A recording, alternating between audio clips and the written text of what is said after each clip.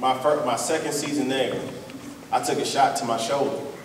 And when I got hit, I fractured my collarbone, separated my AC joint, and tore my labrum. Jesus. And that was the end of my NFL career. And for me, though, when I was going through it, once I got picked up by the Dolphins, I had one class left to take. And I said I wasn't going to finish. I was like, I made the NFL. I knew I was going to have this long career. I knew I was going to make millions of dollars. And you know, you guys hear about all these multi-million-dollar signing bonuses, right? My signing bonus, I believe, was $9,000. So that was gone very quickly. But after that, after I got injured, when I was sitting there and I was like, okay, I'm done. I'm not going to go on. I'm not going to finish my degree. My Coach Mallory, actually called me and said, you need to finish your degree.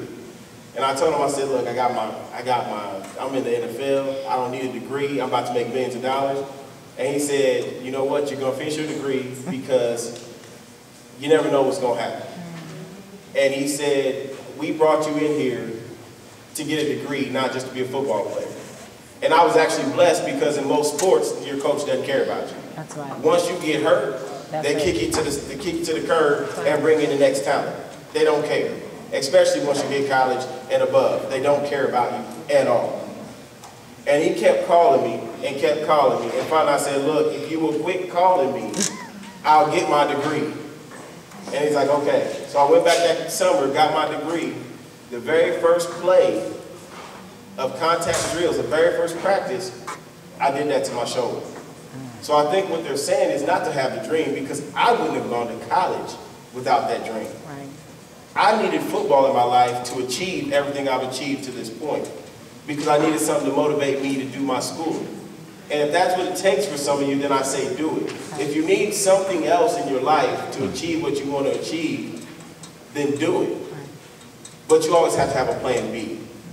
Don't put all your eggs in one basket, because if you end up like me, hurt, like me, I was able to get a job afterwards, and I was able to then, I had a job in the state, I was making $75,000. So that's not chump change, but that's only because I had a degree. If I didn't have my degree, I'd be sitting around not knowing what I do. And just one quick story is, after I got hurt, I went and played football for the Bloomington Extreme, an indoor football team. And there you go from making where I could make $100,000 to millions of dollars. I was making $200 a game playing for the Bloomington Extreme.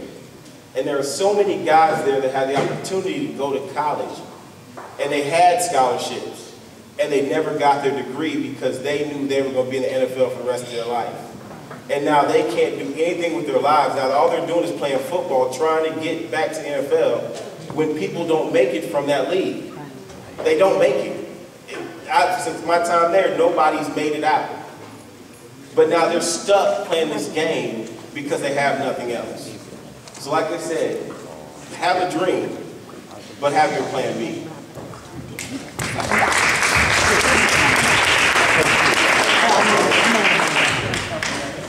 Anybody else? Anybody else? Let me make one statement before we go. Just a minute. And let me say, we've talked about single-parent families, and I want to say this about single-parent family. There's nothing wrong, there's nothing negative about being in a single-parent family. The issue is, single-parent families, there's many mothers that have raised some great kids. There's many fathers that have raised great kids who are single-parent households. So just because you're in a single-parent family, don't use that as a crutch to say, well, I'm from a single-parent